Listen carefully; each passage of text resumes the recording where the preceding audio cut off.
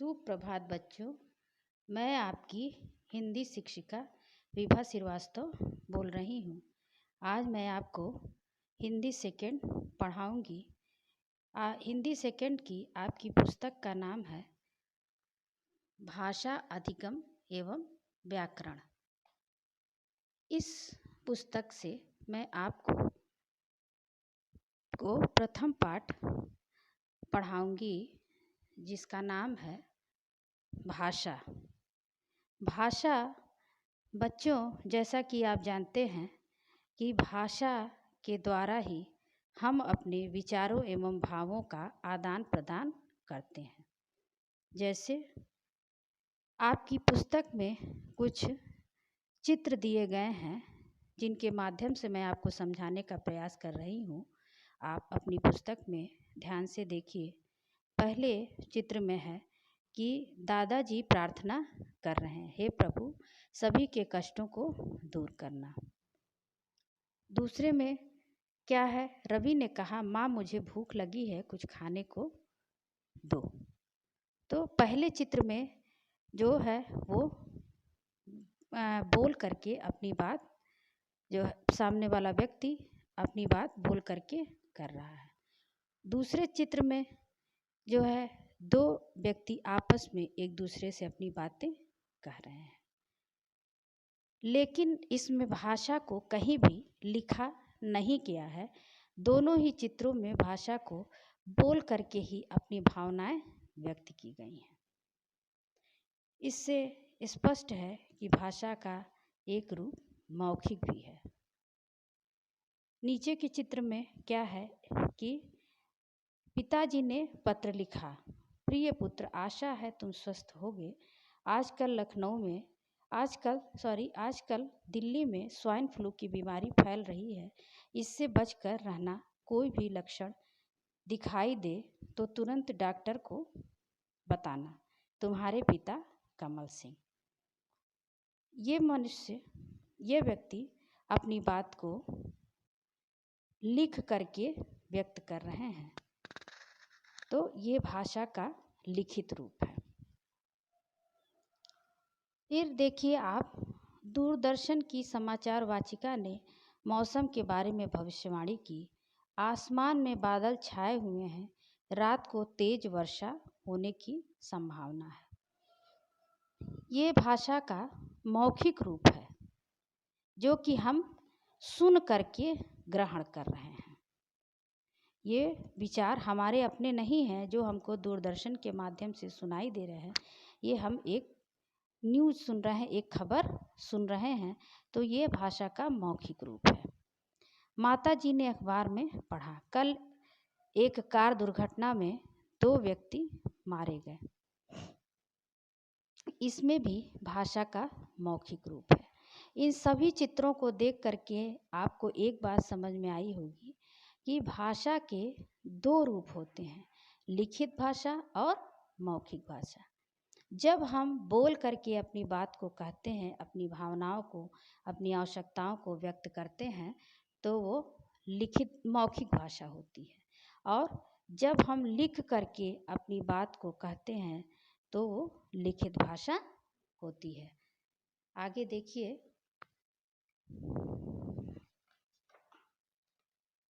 बच्चों आपने देखा होगा कि हम अपने मन की बात बोलकर या लिखकर दूसरों पर प्रकट करते हैं। इसी प्रकार हम दूसरों की बात सुनकर या पढ़कर समझते हैं। इसके लिए हम भाषा का प्रयोग करते हैं। तो भाषा की एक बहुत ही अच्छी परिभाषा है कि भाषा वह साधन है जिसके द्वारा मनुष्य बोलकर अथवा लिखकर अपने मन के विचार प्रकट करता है तथा दूसरों के विचार सुनकर या पढ़कर ग्रहण करता है। अपनी बात को तो हम बोलकर या लिख करके दूसरों तक पहुंचा सकते हैं। उसी तरह से दूसरों के विचारों को, दूसरे के बात को हम सुनकर या पढ़ के ग्रहण कर लेते हैं, समझ जाते हैं। इससे स्पष्ट होता है कि भाषा के 2 रूप हैं, मौखिक भाषा और लिखित भाषा। अब मैं आपको बताऊंगी कि भारत में अनेक भाषाएं बोली एवं समझी और लिखी जाती हैं। भारत एक बहुसंस्कृति का देश है। यहाँ पर विभिन्न प्रकार की भाषाएं बोली, समझी और लिखी जाती हैं और हिंदी भारत की राष्ट्रभाषा है और राजभाषा है, जो कि भारत के अधिकांश हिस्से में लोग हिंदी में ही अपना विचार प्रकट करते हैं, अपना कामकाज करते हैं।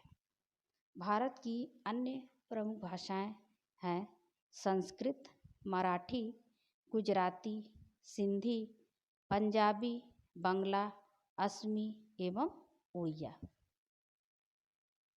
ये 8 भाषाएं हैं जो भारत की मुख्य भाषाओं में इनकी गिनती होती है। इसके अलावा दक्षिण भारत की भाषाएं हैं तमिल, मलयालम, कन्नड़ और तेलुगु। ये 4 भाषाएं दक्षिण भारत की भाषाएं हैं। भारत में अंग्रेजी एवं उर्दू भाषा का भी खूब प्रयोग किया जाता है। बच्चों, प्रत्येक भाषा को लिखने की विधि भी अलग अलग होती है। अब सबसे पहले तो हमने आपको भाषा के विषय में बताया कि भाषा क्या होती है। लिपि, लिपि मतलब होता है लिखना। तो जब हम भाषा को बोलते हैं तो उसको लिखते भी हैं और उस लेखन के कार्य को हम लिपि कहते हैं। और लिपि प्रत्येक भाषा की अलग अलग होती है और उसका नाम भी अलग अलग होता है। भाषा को लिखने की विधि को ही हम लिपि कहते हैं। भारत देश में बोली जाने वाली अलग अलग भाषाएं अलग अलग लिपियों में लिखी जाती हैं। जितनी भाषाएं हैं भारत में उन सब में को लिखने की लिपियां भी अलग अलग हैं। जैसे हिंदी देवनागरी लिपि में लिखी जाती है। हिंदी भाषा की लिपि क्या है बच्चों? देवनागरी। तो अंग्रेजी रोमन लिपि में लिखी जाती है। उर्दू भाषा को फारसी लिपि में लिखते हैं, तो पंजाबी को गुरमुखी में। इसी प्रकार गुजराती, मराठी, बंगला आदि भाषाएं देवनागरी लिपि में लिखी जाती हैं। इससे आपको स्पष्ट हो गया है कि इन सभी भाषाओं को लिखने की लिपियों के नाम क्या क्या हैं। बच्चों, इस पाठ में आपको भाषा और लिपि के विषय में बताया गया है। आइए पेज नंबर 7 पर हम अभ्यास देखते हैं। सबसे पहले बहुवैकल्पिक प्रश्न है। इसमें से आपको सही विकल्प को चुनना है। केरल की भाषा क्या है? इन 4 में से आपको सही उत्तर बताना है। पहला है तमिल, तेलुगु, कन्नड़, मलयालम। तो केरल की भाषा है मलयालम। बंगला किस लिपि में लिखते हैं? देवनागरी, रोमन, फारसी, उर्दू। बंगला की लिपि है देवनागरी। उड़ीसा की भाषा क्या कहलाती है? असमिया, उड़िया, मराठी, मैथिली। तो उड़ीसा की भाषा है उड़िया। लिपि किसे कहते हैं? इनमें से देखिए व्याकरण को, वाक्य को, भाषा लिखने की विधि को या शब्द को।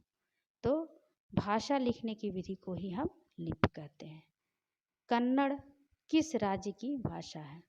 तमिलनाडु, कर्नाटक, केरल, आंध्र प्रदेश। तो कर्नाटक की भाषा कन्नड़ है।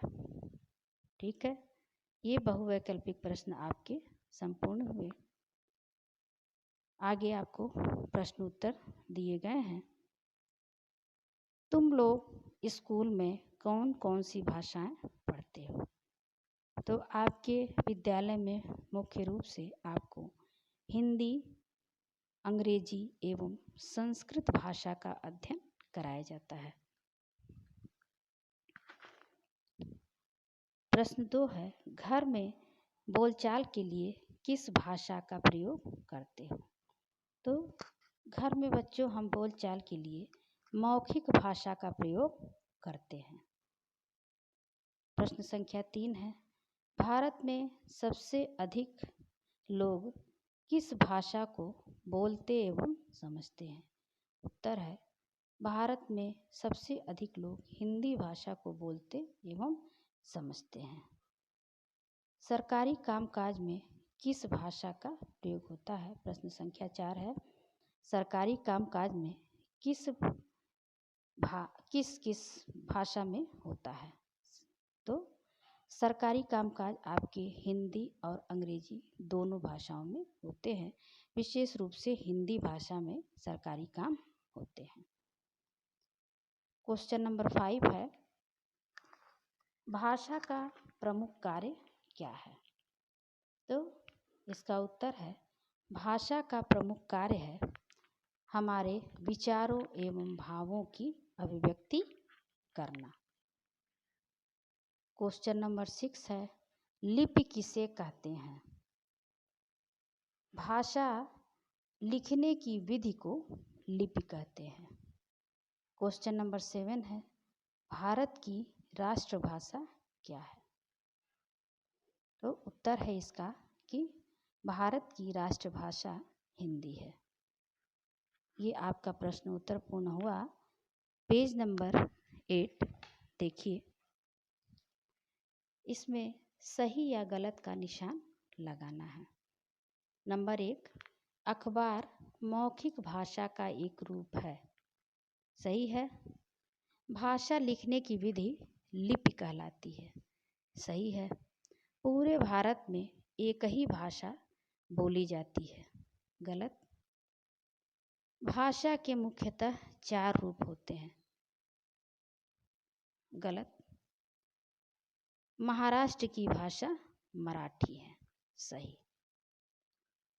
अब देखिए, रिक्त स्थान पूर्ति है। सही शब्द चुनकर रिक्त स्थानों की पूर्ति करो। हम अपने विचार भाषा के द्वारा प्रकट करते हैं। नंबर 2, लिख कर अपनी बात कहना भाषा का लिखित रूप है। नंबर 3, उर्दू लिखने की लिपि फारसी कहलाती है। नंबर 4, तमिल, तेलुगु, कन्नड़ आदि दक्षिण भारत की भाषाएं हैं। नंबर 5, भाषा के मुख्यतः 2 रूप होते हैं। अब देखिए, मिलान करने वाले प्रश्न हैं। इनको एक साइड में आपके भाषाएं दी गई हैं और दूसरे साइड में उनकी लिपियां दी गई हैं। हिंदी भाषा की लिपि है देवनागरी, इसको देवनागरी के साथ मिलाएंगे। उर्दू भाषा की लिपि फारसी, पंजाबी की गुरमुखी, अंग्रेजी भाषा की रोमन और मलयालम की केरल। तो ये आपका पूर्ण हुआ। 4 नंबर पे है, देखिए, ढूंढो। एक पजल दिया है जिसमें से आपको 5 भाषाओं के नाम ढूंढकर लिखने हैं। सबसे पहले आप देखिए है इसमें हिंदी, फिर है नंबर 2 पे कन्नड़, नंबर 3 पर पंजाबी, नंबर 4 पर संस्कृत और नंबर 5 पर है अंग्रेजी। ठीक है, आप इसको जहाँ पर डॉट बने हुए हैं वहाँ पर इसको 1 to 5 में इसको ऊपर से नीचे लिखना है। तो वाह बच्चों, उम्मीद करती हूँ कि आपको ये पाठ और इसमें बताए गई सभी बातें अच्छी तरह से समझ में आ गई होंगी। तो ये पाठ मैं यहीं समाप्त करती हूँ।